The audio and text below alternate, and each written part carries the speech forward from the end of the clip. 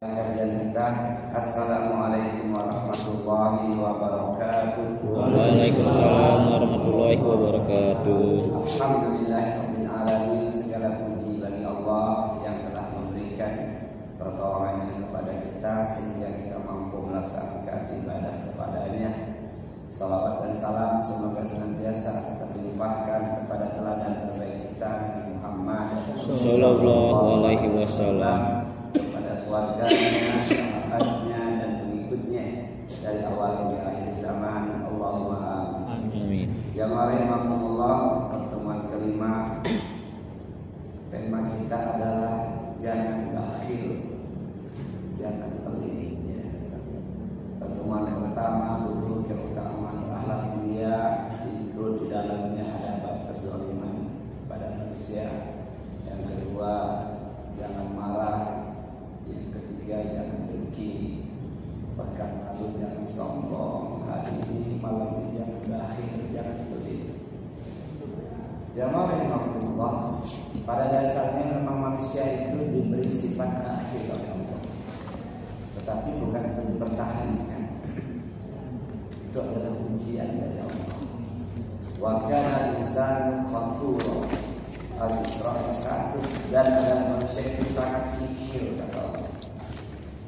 Jadi ada sifat dasar pada diri kita yang Allah tanamkan dalam jiwa kita, sifat pelit. Kemudian dalam Quran surah Al-Ma'arij ayat 19, innal insana khuliqa halu'a. Sesungguhnya manusia itu diciptakan bersifat peluh kesah dan sangat kikir. Allah, bukan berarti ini ketetapan Allah yang kita biarkan, tapi ini merupakan bagian dari janji Allah kepada kita untuk supaya kita membebaskan dari kebakhilan. Itu dalilnya jemaah bahwa kita ini semua sama, cuma nanti ada tingkatan-tingkatan bakhil. Jemaah rahimahullah, secara definisi bakhil itu adalah seseorang yang menahan atau tidak memberikan sesuatu yang dimilikinya untuk diberikan kepada orang yang pantas menerimanya. Seseorang yang menahan apa yang dimilikinya yang seharusnya pantas untuk diberikan kepada orang yang berhak menerimanya. Jamaah rahimahullah, bukan hanya masalah harta, masalah ilmu, tenaga, waktu. Kalau kita punya waktu untuk nemenin kawan kita jalan, dia ngajak, jangan bakhil dengan waktu kita. Nah, jamaah rahimakumullah, larangannya jelas dari hadis Nabi SAW yang perawi adalah Imam Muslim. An Jabir bin Abdullah radhiyallahu anhu qala Rasulullah SAW, ittaqu zulma fa inna zulumatu yaumal qiyamah wattaqus su' fa inna su'a halaka man kana qablakum hamalahum ala an safakum lima'ahum wastahallu maharimahum. Jadi ada dua hal yang disampaikan Rasulullah melalui sahabat Nabi Jabir bin Abdullah radhiyallahu anhu.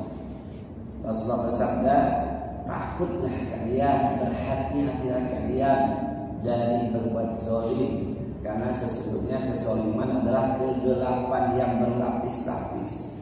Sudah kita bahas tuh sedikit di beberapa pertama. Kezaliman itu kegelapan yang bertimpah-timpah pada hari kiamat, mulai sejak hari kematian kita. Karena kiamat bagi kita itu jangan berpikir kiamat kubro, tapi kita harus mengingatkan kiamat sugro, hari kematian kita.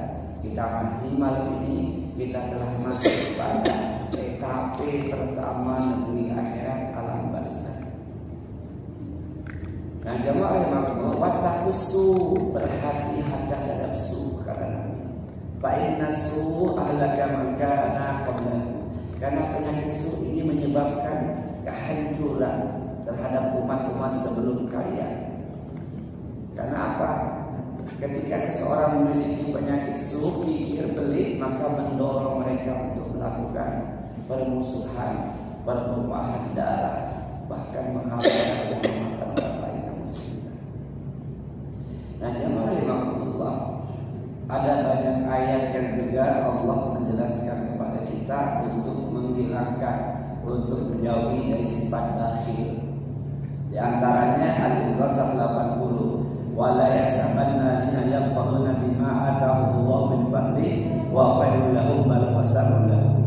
Sekali-kali janganlah orang-orang yang bakhil dengan harta yang Allah berikan kepada mereka dari karunia-Nya menyangka bahwa kebahilan itu baik bagi mereka. Sebenarnya kebahilan itu adalah buruk bagi mereka. Jadi kadang orang menyangka kalau saya tahan harta saya untung dan rugi. Jadi kalau saya kasih ke orang lain, berbagi, saya masih rugi. Yang menyangka kebahilan itu beruntung baginya, padahal bakhil pelit itu akan menyengsarakan diri. Nah, dan Rasulullah juga memberikan sebuah ancaman, sebuah peringatan kepada kita, wala yajtami'u syurk wal iman fi qalbi 'abdin abada. Tidak akan berkumpul antara bakhil dengan iman pada hati seorang hamba. Jadi kalau kita betul-betul beriman kepada Allah, enggak mungkin dalam hati kita juga ada sifat pelit. Maka jemaah rahimakumullah, Rasul sampaikan, enggak mungkin pada satu hati yang sama berkumpul dua sifat yang berbeda, bakhil dan iman, enggak mungkin. Kata para ulama, enggak mungkinlah air dan minyak itu bersatu pada tempat yang sama, pasti terpisah.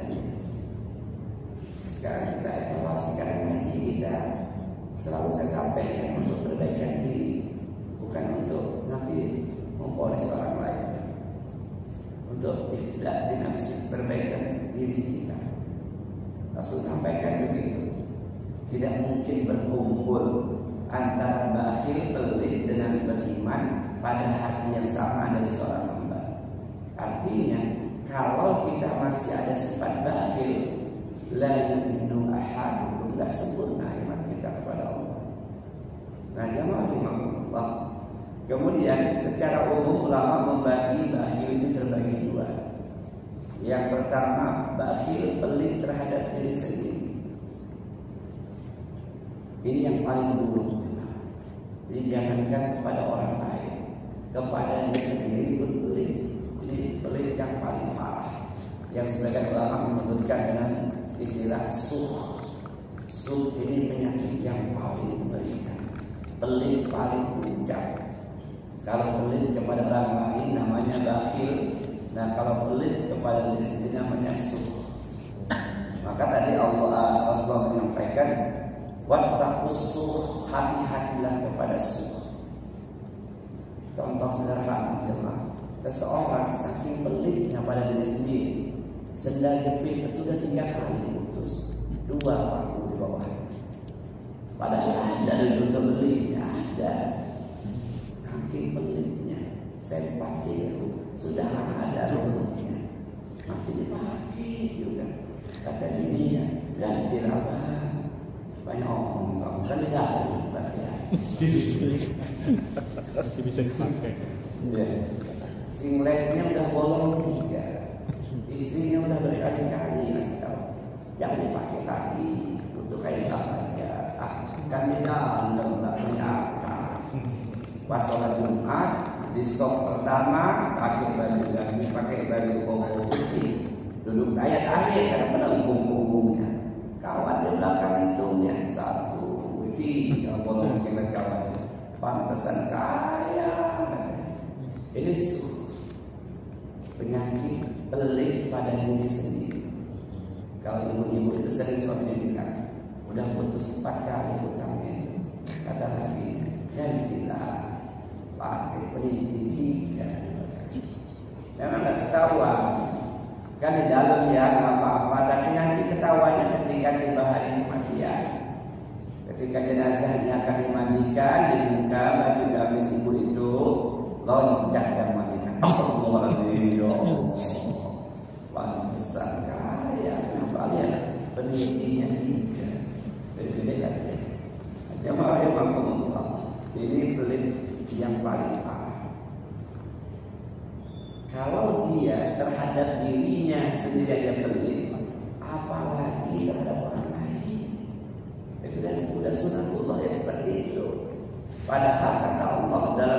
surat Muhammad ayat 38, wa may yaqsal fa inna ma yaqsal an nafsi. Barang siapa yang bakhil maka sesungguhnya dia bakhil untuk dirinya sendiri. Orang yang bakhil itu berjiwa buruk. Kalau sakit udah parah betul baru berobat. Kalau nggak kerokan itu murah meriah. Ya. Kalau pengen makan sudah lewat depan warung Padang ada rendang segala macam. Dan jam 12 di pasar 12 akhirnya nggak jadi makan. Perhitungan dengan duitnya beli bakso aja. Dan ini kalau nggak diobati, alhamdulillah sampai hari kematian tetap berdiam. Maka kata sebagian orang bercerita, ada orang ketika mati tangannya nunduk, sakit, takut. Alhamdulillah. Nah jamaah rahimakumullah, kalau kita bicara tentang tingkat pertama ini sesuatu yang sangat buruk dan tidak ada manusia di muka bumi ini yang suka berteman dengan orang yang bakhil dan pelit yang sulit. Tidak ada. Walaupun dia ramah, murah senyum, tapi ketika bakhil orang manis berkawan. Sebagian orang tampak kebakhilannya, misal melakukan safar, perjalanan jauh bareng-bareng naik mobil, berhenti di warung makan. Pas giliran membayar dari kamar mandi, tidak keluar nunggu selesai. Habis keluar itu nanya, bayar belum? Udah, kamu orang ini saya yang bayar. Itu kamu bisa kita sedih kita kalau punya. Kalau kita punya kayak itu jelas nggak akan. Di zaman Rasulullah dulu ada seorang raja pemimpin suku di luar kota Madinah. Ketika sahabat-sahabat Rasul yang lain itu ke kota Madinah, Nabi tanya, gimana dengan pemimpin kalian? Ya Rasulullah orangnya ahli, baik orangnya ahli, apa namanya kepada Allah Taala. Orang yang murah senyum, tapi beliau itu pelit Rasulullah. Kata Nabi, apa masih ada sifat yang lebih buruk dibandingkan pelit? Saking, apalagi para pemimpin, para ketua, para penguasa, para orang yang punya jabatan, kalau sampai dia pelit, jelas anak buahnya itu loyalitasnya itu rendah. Nah, jamaah rahimakumullah. Dan Allah menyuruh kita, Allah suka kalau apa yang Allah berikan kepada kita itu kita tampakkan, bukan kita sembunyikan, bukan untuk pamer. Tadi kalau kita mampu pakai pakaian yang mahal, yang bagus, kita pakai. Karena perintah agama jelas. Ya bani Adam, khuzu zinatakum inda kulli masjid wa kulu wasrabu wa la tusrifu innahu la yuhibbul musrifin. Hei anak cucu Adam, kalau kamu masuk masjid untuk ibadah, bukan untuk gotong royong. Pakailah pakaian yang terbaik, yang paling bagus, yang paling mahal yang kamu miliki. Disuruh oleh Allah kita kalau mampu. Karena Allah suka melihat hambanya menampakkan rezeki yang Allah berikan dalam tampilan kesehariannya. Nah, jadi salah kalau diterjemahkan bapak itu zuhud, kaya tapi sudah negeri semua sederhana, nggak ada cerita dalam Islam. Boleh punya apa kalau kita mampu. Kita mampu bukan. Yang namanya zuhud itu meletakkan harta pada tangannya, bukan di hati, itu zuhud. Dan kadang orang memahami zuhud itu hidup sederhana, sendal putus dan nggak usah diganti, tambal lagi ditambal-tambal. Ada yang mampu. Kata Rasulullah, Innallaha yuhibbu ayyura asar nikmati ala abdi. Sesungguhnya Allah suka cinta melihat tampaknya bekas nikmat Allah kepada hamba-Nya. Hadis Allah suka kalau yang Allah berikan kepada kita tampakkan. Jadi kalau kita misalnya dalam hal pakaian, kita mampu belilah yang paling bagus, beli yang terbaik, bukan beli yang paling jelek. Enggak. Karena nanti ketika dia tidak menampakkan itu, dia bertentangan juga dengan surat yang paling terkenal Ad-Duha ayat terakhir. Ya. Wa amma binikmati rabbika fahaddits, kata Allah. Dan terhadap nikmat Tuhanmu maka hendaklah engkau menampakkannya, bukan untuk pamer, menyebutnya, jangan sembunyikan. Berapa panen sawit kemarin. Padahal 70 ton di cuma 15 ton. Takut menampakkan. Ini sering orang menyembunyikan. Ada yang mengatakan dalam rangka menjaga supaya ria. Kalau orang tanya jawab. Kalau orang tanya ya nggak usah diambu-ambukan. Tapi kalau ditanya sebutkan. Gimana kemarin dapat? Alhamdulillah saya kemarin dapat sekian. Dan jemaah rahimakumullah, Allah juga menyerukan seperti itu, bukan untuk disembunyikan. Sengaja memelaratkan diri Allah benci. Sengaja menampakkan hidup melarat Allah benci. Nah, jemaah rahimakumullah, itu pelit yang tipe yang paling parah, asuh, pelit pada diri sendiri. Ada orang saking pelitnya, mobilnya bagus, ada duit di kantongnya untuk minum di hotel, ya Rednos ya, seminggu bermalam. Tapi tahan minum di rest area sekeluarga. Akhirnya kunci di mobil, AC bocor, meninggal satu keluarga. Sering kita dengar itu berita itu. Saking perhitungannya. Nggak mau mengeluarkan duit nyewa rent 12.000 per malam, tapi tahan tidur di mobil, badan berlipat di rest area, duit takut keluar. Sebagian nyari masjid dan gratis, takut untuk minum mengeluarkan duit. Nah, jamaahnya kita hati-hati betul. Sudah pernah saya sampaikan mungkin, harta kita itu hanya 3 saja. Yang betul-betul rezeki Allah untuk kita itu hanya 3. Yaqulu ibnu Adam mali. Kata Rasulullah, anak cucu Adam selalu mengatakan kita ini hartaku, ini rumahku, ini kebunku, ini mobilku. Itu punya siapa? Wahai kaya ibnu Adam min mali, wahai anak cucu Adam, apa betul omongan kamu itu punya kamu semua? Padahal kata Nabi, pada hakikatnya yang milik betul-betul yang punya kamu hanya 3. Illa ma'akalta fa'laita, yang kamu makan itulah harta, jadi kotor. Aulabista ba'naita, yang kamu pakai lapuk jadi kain pecah. Autasaddaqta fa'ambalta, yang kau sedekahkan itu yang kekal abadi, yang bermanfaat dunia dan akhiratmu. Kalau makan hanya untuk dunia saja, pakaian juga begitu takdiran kita. Itulah harta kita yang sesungguhnya. Yang kita makan jadi kotoran, yang kita pakai lapuk jadi pecah, semahal apapun yang bisa sedekahkan. Jadi kalau kita pengen makan yang enak dulu, dan makan, itulah punya kita. Kalau malam ini kita meninggal, beras tampil dapur itu tak makan kita. Malam ini kita meninggal, tabungan kita mungkin 100 juta dari cermin, dan kita nikmati. Nah, jemaah itu yang harus kita ingatkan pada diri kita. Pelit yang paling buruk adalah pelit kepada diri sendiri. Begitu berapa kaya tadi. Kalau mampu beli yang dinikmati. Jangan beli sempak 20.000 3 panas lah. Gimana mau busuk sholat? Urusan sini apalagi mati lampu. Saking perhitungannya. Beli sarung 30.000. Gimana lah sarung 30.000 dipakai Jumatan mati lampu? Ya nggak nyaman. Coba beli sejadah yang 250.000 ketika sholat tahajud kan mantap sujudnya. Bisa lama, jangan tidur dia. Kenapa lama bersujudnya mantap betul. Beli sejadah, ada kita maaf ya. Main tempat kawan hujan nggak bisa kapan sholat di rumah. Sejadah yang mari berdua masih merah itu lagi. Allahu Akbar. Mobil yang besar, rumah yang besar, sejadah yang 15.000 merah di rumah. Kena angin kipas angin terbang. Nah, yang kedua, pelit kepada orang lain. Ini level di bawah tadi.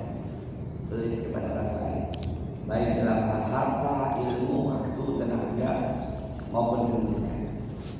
Kata Rasulullah SAW, "Kafa bil ma'ruf isman ayyudi aman yakuda." Cukuplah seseorang dikatakan berdosa jika dia menyanyiakan orang yang menjadi tanggung jawabnya. Yang dimaksud dengan hadis ini, kalau dia pelit kepada keluarga, bisa ngajak makan anak-anaknya di KFC, tapi karena pelit di warung kaki lima dan sama aja. punyanya, anak-anaknya, istrinya diberikan sesuatu yang tidak pada level karena perhitungan tadi. Maka itu berdosa ketika kita mampu untuk memberikan yang terbaik untuk orang-orang yang dalam tanggungan kita, istri dan anak-anak kita, tapi kita belikan sesuatu yang lebih rendah. Udah pengen betul makan anggur hijau, anak-anaknya ya anggur ya, jangan padahal ada di ujung-ujungnya beli sampai itulah yang penting buah. Katanya ya Allah ayat buah ini jamaah. Ini kita sering menyaksikan hal seperti itu. Anaknya sampai guling-guling pengen dibeli. Ada kecuali ada duit, tapi kita bertahan capek paling kuat saya apa anak saya. Jangan rahimahullah. Kemudian ada orang yang pelit dengan ilmu. Pelit dengan ilmu. Kalau diundang ceramah, nanya transportnya berapa dulu. Ini hari ini masih kejadian. Kemarin sore anak-anak saya SMA itu lapor ke rumah saya, kami Ustaz itu minta transportnya sekian. Ustaz itu pegawai dia, pegawai kementerian yang saya sebutkan, minta dia. Pokoknya saya datang kalau ada sekian. Astagfirullahaladzim. Di kota Bumi rumahnya dekat, minta sekian untuk isi mabit anak-anak rohis. Saya bilang, gimana dia mau dakwah kampung tuh, masuk kecamatan, dibawa kacang panjang sama pisang itu bisa pulih dari kota. Jadi gimana? Gak usah. Malu saya dengar sebagai orang dai di dalam kota. Masih ada orang yang belum berangkat sudah letakkan tahan. Kalau dia miskin, kalau dia ada kerjaan lain, bukan pegawai, misalnya memang hanya penceramah, oke lah, masih maklum kita juga peduli dengan mereka. Tapi kalau dia mobil punya, jabatan ada, minta, aduh ya Allah, astagfirullah. Jadi siapa minta? Dia kasih nanti. Waktu kan bosan terbuka saya apa-apa. Ini contoh Allah. Padahal Allah mengancam kepada orang yang punya ilmu, lalu dia tidak mau mendakwahkannya, menyembunyikan ilmunya, atau dia pasang tarik kayak tadi. Apa kata Nabi kita? Man su'ila an ilmi fakatamahu uljima yawmal qiyamah bilijamin minan nar. Siapa saja yang ditanya tentang suatu ilmu lalu dia menyembunyikannya, tidak mau kasih tahu, tidak mau datang isi ceramah karena perhitungan biaya, karena harus bayar sekian, maka akan diberikan pada hari kiamat mulutnya disumpal dengan bara api neraka. Keras ancamannya. Hadis sahih perawinya Abu Dawud, At-Tirmizi, Ibnu Majah, Ibnu Hibban, 4 perawi hadis. Kalau ada orang berilmu, khususnya ilmu agama, lalu orang tanya dia tak mau, orang undang dia pasang tarik. Kalau nggak gini saya akan datang. Alhamdulillah, dia telah menjual ayat Allah dengan nilai yang kecil, yang sedikit. Artinya dia mencari ilmu untuk dunia, ancaman yang keras.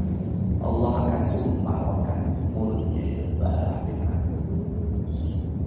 Saya sering sampaikan kalau ada iklan pada dai, kalau mencari belajar ilmu ini untuk cari dunia, gak usah jadi orang biasa, nanti bakal sengsara. Ada ancaman. Barang siapa yang menuntut ilmu dengan niat 1 untuk berdebat dengan orang bodoh, 2 supaya terkenal viral, 3 untuk mencari sekeping kenikmatan dunia, maka dia tidak akan pernah mencium bau surga. Ancamannya ke neraka itu bukan dari surga selamanya, tapi dibersihkan di neraka. Nah, jamaah rahimahullah, pada jenis yang kedua, pelit kebarangan itu ada yang menyangkut harta, ada yang menyangkut ilmu, ada yang menyangkut waktu. Ada orang perhitungan waktu, kawan minta tolong temenin, perhitungan gak mau. Padahal hadisnya mengatakan, kata Rasulullah, aku mendampingi saudaraku untuk urusan dia, mendampingi kawan untuk urusan kawan itu. Orang tak tahu, teman saya ke bandar, ada waktu, nggak ada halangan. Karena aku mendampingi saudaraku dalam urusan dia, keperluan dia, lebih aku cintai daripada aku iktikaf di masjid aku ini 1 bulan penuh. Bayangkan, iktikafnya bukan di Ijtimaiyah, tapi di Masjid Nabawi sebulan penuh. Nabi, hadis sahih. Jadi Nabi, kita pahami akhlak Nabi dalam urusan yang bukan hal wajib, lebih mengutamakan urusan manusia. Jadi kalau kita diminta kawan kita, temenin saya yuk ke puskesmas, oke, pahalanya luar biasa. Yang hari ini maaf, terkadang kita ini hanya sibuk urusan dengan Allah. Bagus, enggak salah. Sholat malam, puasa Senin Kamis, baca Quran. Tapi terkadang manusia ada pahala yang jauh lebih besar dibanding itu semua, kita abaikan. Saya ada urusan, baik ada urusan. Ya teman saya ada masalah dengan simpulan saya mau kesana. Kesempatan masuk alhamdulillah ini pahala besar. Kata Nabi lebih Nabi sukai dibandingkan iktikaf di Masjid Nabawi sebulan penuh. Iktikaf dalam masjid, batal wudhu masuk lagi ngaji, zikir, sholawat, doa, baca Quran, sholat sunnah sebulan penuh.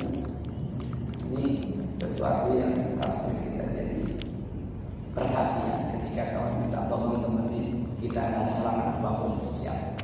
Tapi ingat ya, jangan ada itu kompensasinya. Ya udah saya temenin, tapi pulangnya makan bakso ya, jangan usah.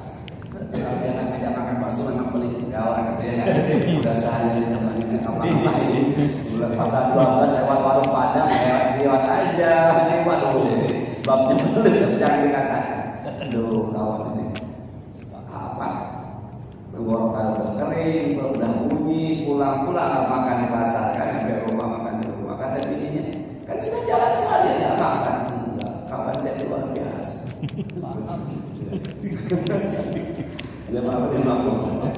Nah, seperti biasa kajian kita berikutnya, apa sih keburukan dari bakhil, dari pelit ini jamaah? Salah satu kata yang paling banyak sinonimnya, kosakata yang paling banyak itu pelit, mirip dengan mati. Bahasa daerah itu bermacam-macam, bahasa Qurannya juga bermacam-macam. Kalau kita sering dengar bakhil, pelit, kikir, mandi, kedekut, kesik, korek, ulapan itu udah familiar semua gitu dengan 8 kata itu. Dan setiap desa, setiap kampung punya istilah lain. Di kampung saya kalau orang pelit sebutannya pantat merah. Saya juga mengerti apa itu pantat merah. Karena kemana arahnya, kalau saya paham, tapi artinya pantat merah itu orang yang bakhil, pelit-pelituan. Nah, keburukannya yang pertama jamaah rahimakumullah, orang yang punya sifat bakhil, pelit, itu bukan penyakit muamalah, ini penyakit akidah. Penyakit akidah, padahal akidah itu masalah keyakinan, keimanan kepada Allah. Rupanya para ulama menjelaskan kepada kita, ketika kita punya sifat bakhil, berarti itu akidah kita itu tidak mantap, tidak lurus betul. Iman kita itu tidak sempurna tadi. Maka kata Nabi tadi, la yajtami'u, tidak akan berkumpul bertanggung jamaah antara suh dan bakhil. Di ayatnya Az-Zariyat 58, innallaha war-razzaqu dzul quwwatil matin. Sesungguhnya Allah Maha Pemberi rezeki yang punya kekuatan lagi sangat kokoh. Artinya kalau kita pelit, kita tidak yakin bahwa Allah lah yang mendatangkan rezeki itu untuk kita. Kita menganggap ini kan usaha saya, setengah mati saya kumpulkan, masa mau saya bagi-bagi sama orang, enak aja. Kan masih ada yang berpikiran seperti ini. Memang ada sebenarnya, ngapain dibagi-bagi? Dia memang bawa siang, dia nggak dapat apa-apa, saya setengah mati, rugi lah kalau masih dia. Nah, nggak yakin bahwa Allah lah yang memberikan rezeki itu, yang maha kokoh, yang maha kuat rezekinya, yang maha banyak karunia-Nya. Nah, jamaah rahimakumullah. Jadi keburukan dari penyakit bakhil pelit itu adalah penyakit akidah, kurang dia keyakinannya kepada Allah bahwa Allah Maha Kaya. Dan kata Rasulullah, mana qadat sadaqatun mimma, sedekahmu tidaklah akan mengurangi harta, bahkan bertambah-tambah. Tentu kita masalahnya juga bukan hanya diganti harta. Sedekah itu bukti keimanan kita. Sedekah itu menenangkan jiwa. Nanti ada hadis yang mengatakan di antara ciri orang beriman itu dia gembira ketika bisa membantu orang lain. Ada rasa nyaman di hatinya, lapang ketika bisa nolong orang. Yang kedua, keburukan penyakit bakhil. Bakhil ini penyakit menular. Jadi bukan hanya TBC menular, bukan hanya corona. Bakhil ini menular. Contoh sederhana. Ketika datang orang minta bawa proposal ke rumah kita lagi bersama kawan kita, kata kawan kita, kemarin juga datang ke rumah saya, kamu kasih? Ya enggak lah, nggak usah dikasih. Akhirnya terpengaruh ya. Oh iya ya, nggak lama ya mas, lagi nggak ada duit. Kata yang pertama tadi yang kasih, alhamdulillah punya kawan. Menular. Kamu udah kasih ya? Itu udah harus kemarin ada panitia rumah. Enggak pulang, enggak yakin dia orang tahu bakal untuk apa. Nah, kalau gitu saya nggak kasih juga. Udah menular. Ngobrol ke sebelah. Kamu ngasih? Enggak, kami berdua enggak. Kalau gitu saya nggak kasih juga, menular. Buruknya penyakit menular. Jangan aku. Jadi kita pahami ini, dia akan mempengaruhi orang lain untuk melakukan hal yang sama. Kenapa? Karena dia khawatir kalau hanya dia sendiri yang pelit, maka dia ngajak orang lain untuk menularkan bakhilnya itu supaya dia punya kawan. Alhamdulillah saya kira cuma saya yang ngasih, rupanya kawan dia yang ngasih. Ini jangan maksudullah. Itu keburukan yang kedua, bahwa bakhil adalah penyakit yang menular. Yang ketiga, jemaah rahmatullah, bakhil kata Abu Hatim radhiyallahu anhu, salah satu sahabat Nabi, mengatakan bakhil itu adalah salah satu pohon yang ada di neraka dan ranting-rantingnya berada di dunia. Bakhil itu pohon di neraka, batangnya neraka, dahan-dahan ranting di dunia. Kemudian jika seseorang bergantung di rantingnya, dia manjat-manjat rantingnya, maka akan menggiring ke batangnya. Ini perkataan ulama Nabi. Nanti ada kebalikannya. Dermawan itu royal bahasa kita, dan royal itu pohon yang tumbuh di surga.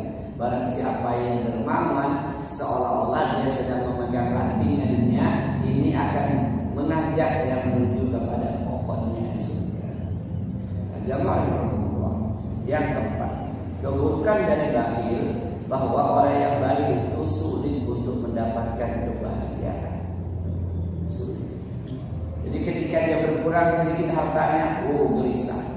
Naik motor kecelakaan rusak, mending palanya habis berapa nanti di dalam ya Allah. Habis ya.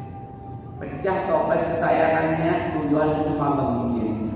Sendalnya hilang, lewat situ sudah 3 tahun, lewat sini dulu sudah saya hilang, sini dulu masih diingat. Maka tak pernah bahagia, selalu menderita.